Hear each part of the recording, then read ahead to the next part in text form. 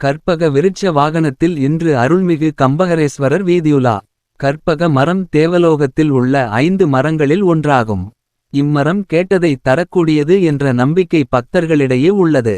இறைவன் கற்பக மரத்தினைப் போன்று அடியார்கள் நினைத்ததை தரக்கூடியவன் என்ற வகையில் கற்பக விருட்ச வாகனத்தில் உலா செல்கிறார். இதனை விருட்ச வாகனம் என்றும் கூறுவர்.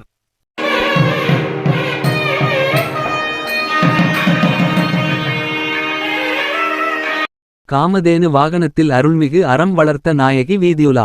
கோலோகம் என்ற தனி உலகத்தில் காமதேனு வசிப்பதாகவும் தேவலோகத்தில் வசிப்பதாகவும் கருத்துக்கள் உள்ளன.